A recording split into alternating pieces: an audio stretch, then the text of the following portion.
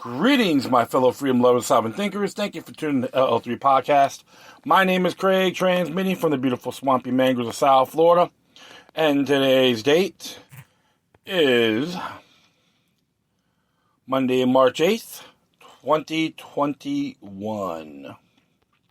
I thought it was the 10th there for a moment. I'm like, no. It's the 8th. So late Monday night, just kicking back. Nice and cool out there. I love it. I'll be on a little mission the next few days, and I'll let you know when I made my arrival. I may do a show in between that, but it's all well and good. And let's take the trial for George Floyd. Was it Derek Chauvin? The jury selection, and of course you got people out there protesting with their confounded black communist fist in the air, which is equivalent to the Caesar salute which the Nazis used, the Third Reich. Yeah, I treat that both the same.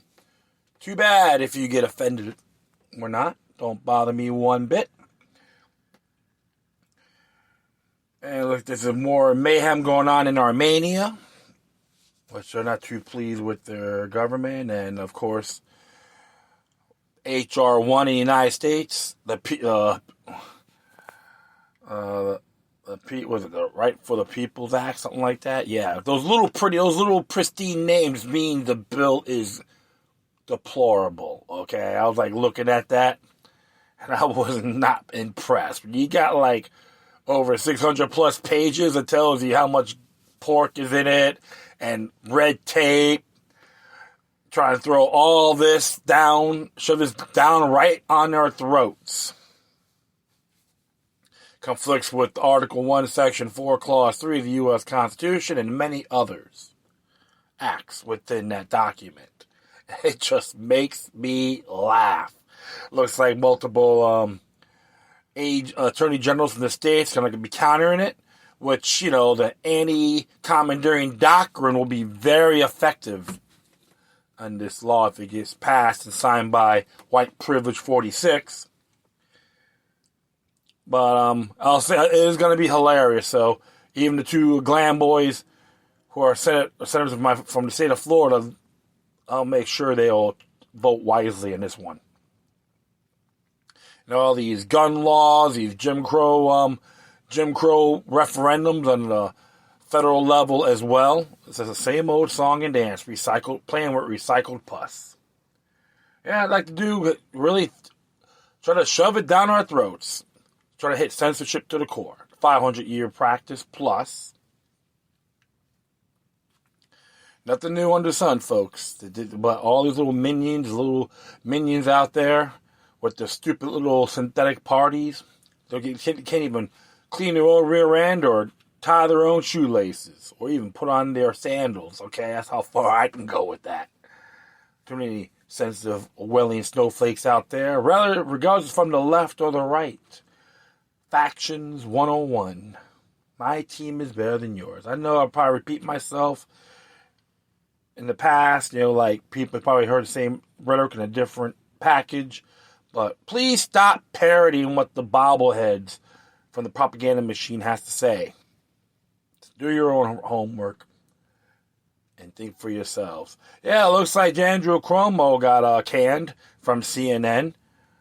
Made some stupid remark, but he made a couple of mistakes anyway. Of course, he has a projection fetish based on his actions, and he has the Pierce Morgan syndrome, desperately seeking ratings. So, hey, I don't know why people still watch that crap. Try to figure that one out. It really dawns on me. And I've been, chit-chatting with networking some folks from FloridaFirst.us. Give them some information on a few things. Look at things in the bigger picture, and they appreciate it. The person who's running it, named Gabriel Carrera. Lord, I think it's called Attorneys That Ride. Good guy, man. So I knew him for a good 10, 11 years. Good mate, good wife, good people. So I'll always give them my intake. I'm pretty autonomous when I meet with these organizations and movements, but it doesn't mean we're going to disagree on everything. We're going to have our differences, but we can focus on the bigger picture. I think he sees that too, which is very well appreciated. So he has no problem sending me information to him, so he gets inspired, which I like to do. I'm not here to change people, but have him see things in a bigger picture and be very methodical. He has his good attributes as well, like everyone else in these movements. It doesn't matter what it is. So don't condemn, don't judge a book by its cover. Just start talking to people. You never know. Trust me, I've been to both sides of the fence. So, and when it comes to movements and so forth, and you're always gonna have you're gonna have a know-it-all or a walking troll who wants to shoot their mouth off, and they got nothing to back it up. Yeah, you're gonna hear a train coming by. Spring break is still hanging, still chilling right now, but all right, yeah. So enough of me running my mouth. I just do my little rant. Out of fidelity, of course. So we're gonna do a couple of articles, which I decided to talk about. I find them very interesting, and this one here came from the elected Don himself, or the elected king of New York, Andrew Cuomo. This came from the Epoch Times.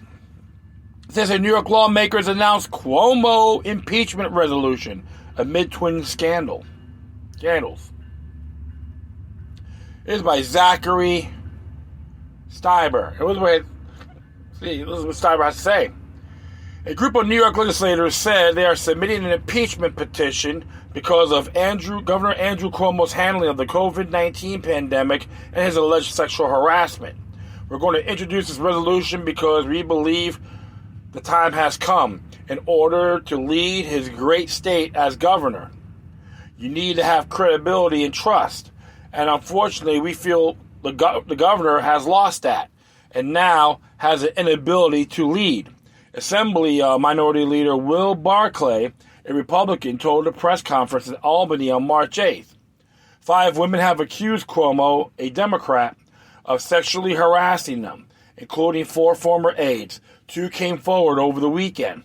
The new accusers prompt the state's top Democrat, New York Senate Majority Leader Andrea Stewart Cousins, to join the dozens of legislators who have called on Cuomo to resign. Every day there's another account that is drawing away from the business of government. We have allegations about sexual harassment, a toxic work environment, the loss of credibility surrounding the COVID-19 nursing homes data, and questions about the construction of a major infrastructure project. Stewart Cousins said in a statement, joining approximately 29 other Democrats who want Cuomo to step down. You guys are being too nice. Stop pussyfooting around, come on. Just step down. No, I'm going to continue on here. While Republicans won't be able to force a vote on the resolution, they hope Democrats will back them on the proposal. At the same time the sexual harassment scandal unfolds, the governor is facing questions about his administration's handling of the COVID-19 pandemic. The questions center on his administration's March 2020 memorandum that ordered nursing home operators to take back residents or accept new residents if they tested positive for COVID-19.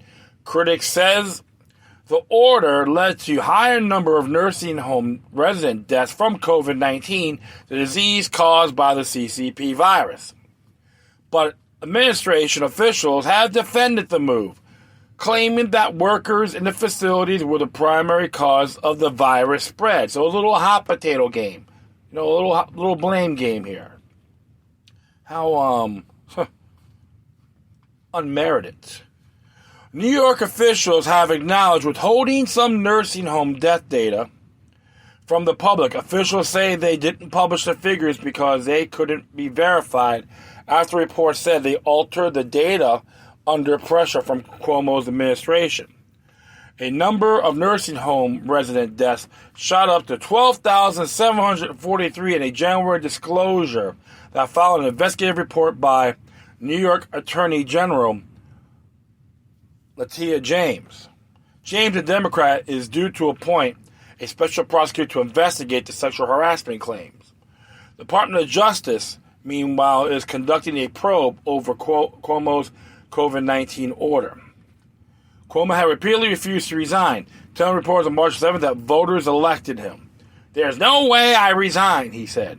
Cuomo has offered apologies at a press conference and a written statement to the women who have accused him, but urged New Yorkers to withhold judgment until the probe into the claims is finished. Republicans on March 8th said the impeachment resolution is needed because Cuomo refusal to step down. Each further day the governor spends in office threatens increased harm to our great state. He must be held accountable. Assembly Jake Ashby, a Republican, told the press conference. Well, I'll tell you this, folks. This man is nothing more than a freedom-hating sap. He even signed a bill, if I'm correct, on post-term abortions. Like in the final trimester, they could, if I'm correct, he signs it and try to have doctors force them to proceed it if they believe that or not, if they don't believe it. That's how sick this man is. I'm sorry. Every time I hear him speak, I go to a bathroom, take a dump. I find that more inspiring. And I know folks from the state of New York, especially New York City, Staten Island, they're coming down here. We despise that man with the passion. They're Italian, so it doesn't matter. It's his actions are horrendous. And this claim that the Democrats want him to run for president of the United States.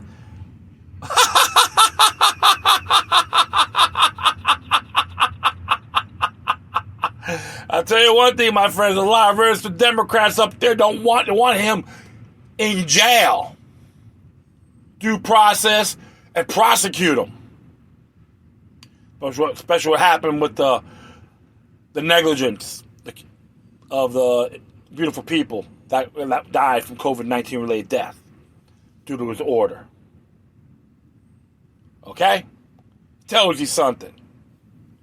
Try to write a book about it. Yeah, it's in the fiction. It should be sell it in the fiction section. I would.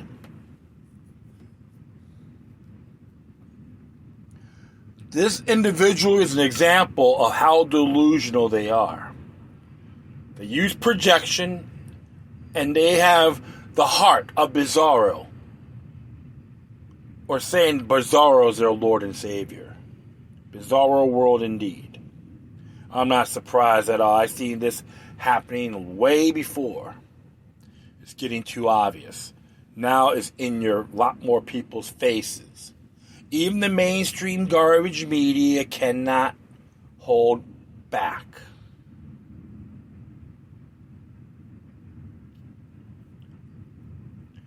I'll let you folks know one thing. I am enjoying this. Individuals like him are walking around with no clothes. How much contempt I have for this person. And I found out his brother got canned by CNN, right? That's true. Yeah, he got canned by CNN. Yeah, definitely seeking ratings. Yeah, call it the Piers Morgan syndrome or Piers Morgan complex. Wow. Well, remember this, my friends.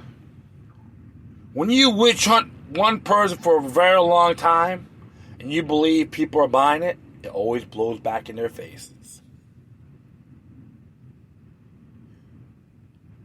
Right now, both parties are in turmoil. The political world is in that condition aforementioned. I say this.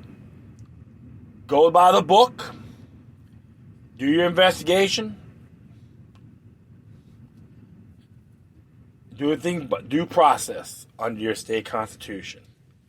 No fast tracking. I'll tell you that. Do it by the book. There's a person who not even crazy about this man. I wasn't even fond of his father.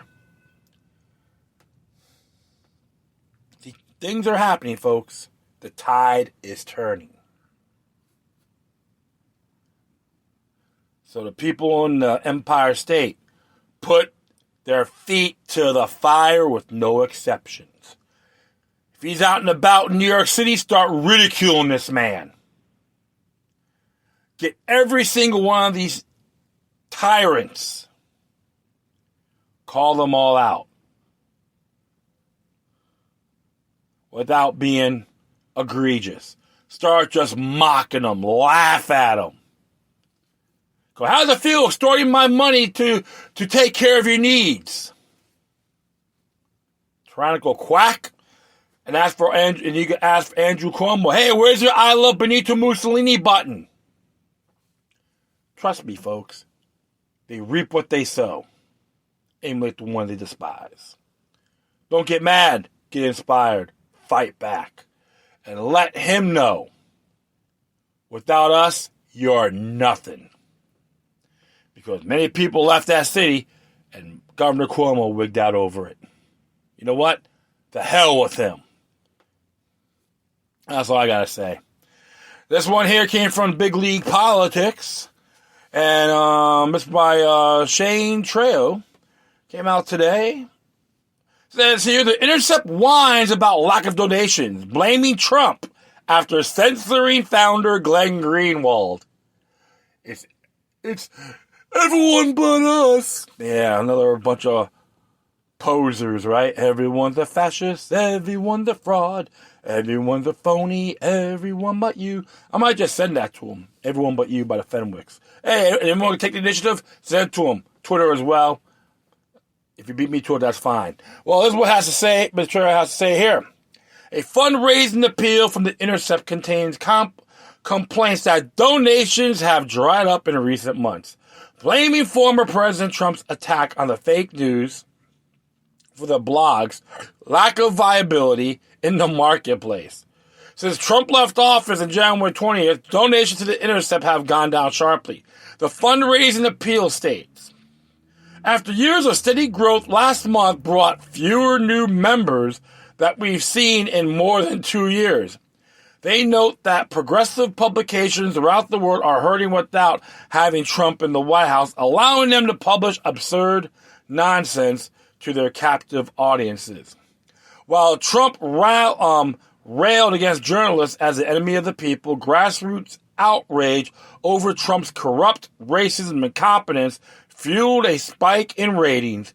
The fundraising letter states, laminating the end of the lucrative Trump bump. The Intercept claims that the additional funding has allowed the outlet to be able to take on more and more ambitious and hard-hitting investigative reporting. However, anyone who is familiar with how the blog split with their founder, Glenn Greenwald, understands that this notion is laughably false. Big League Politics has reported on how Greenwald quit the Intercept after the publication refused to allow him to scrutinize the record of President-imposed Joe Biden in the lead-up to last year's farce of an election. Left-wing journalist Glenn Greenwald announced on Thursday that he will depart from the Intercept. The publication has co-founded to publish news outside of the fake news media industrial complex because the organization has transformed into everything that we were founded to oppose. Greenwald published a rationale behind his departure on Substack, explaining his writing critical to Democrat presidential contender Joe Biden was censored by the outlet. The final precipitating cause is that the Intercept editors, in violation of my contractual right of editorial freedom, censored an article I wrote this week, refusing to publish it unless I remove all sections critical of Democratic presidential candidate Joe Biden. The candidate vehemently, supported by all New York-based Intercept editors involved in his effort at suppression, he said. The censored article, based on recently revealed emails from witness testimony, raised critical questions about Biden's conduct. No content to simply prevent publication of this article at the media outlet I co-founded. These Intercept editors also demand that I refrain from exercising a separate contractual right to publish this article with any other publication, Greenwald added. Greenwald explained that he could not stay with the Intercept since they had violated journalistic ethics to shill for Biden.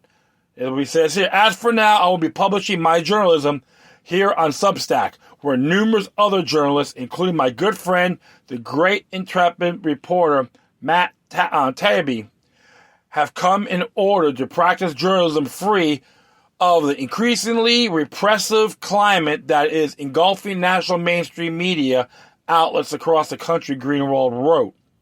This is not an easy choice. I am voluntarily sacrificing the support of a large institution and guarantee salary in exchange for nothing other than a belief that there are enough people who believe in the virtues of independent journalism and the need for free discourse who will be willing to support my work by subscribing, he added. No organization deserves to go bankrupt more than Intercept, but unfortunately their billionaire backers, including eBay founder Pierre Amador, will likely bail them out and keep them afloat despite lack of interest. Yep, the Intercept done this to themselves. They chose poorly by censoring Glenn Greenwald. And I'll be very honest. I read the Intercept. I enjoy his articles. Doesn't matter what his belief system is politically. However, he always backs up with facts. One of the greatest articles I've read from him when he grilled everybody that was trying to go after the ACLU for defending Jason Kessler and the alt-rights, the free speech at Charlottesville. You have that chance, you look for that. I did a show on that too around that time. It was August 13th, 2017. Yeah, August 13th. It was a very powerful commentary by Mr. Greenwald. And I admire him for that. When it comes to free speech and freedom of the press, I defend anyone's right, whether I agree with them or not. You got all these little clowns, censorship clowns, from both sides of the paradigm. All right, that's a fact. Are competing who can cancel more.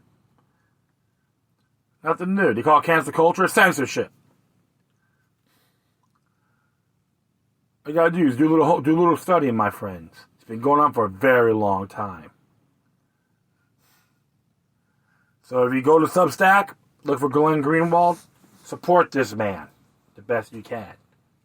I support independent journalism and citizen journalists as well, because they're really doing their thing, trying to give you accurate information the best they can. Especially live footage, video footage, and all that. They are incredible. They do a lot more than I do, okay? I can tell you that.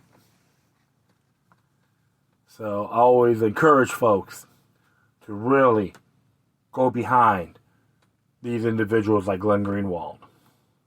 Because at least the man has his principles, whether you like him or not. And blaming Trump for everything always backfires. It's called projection.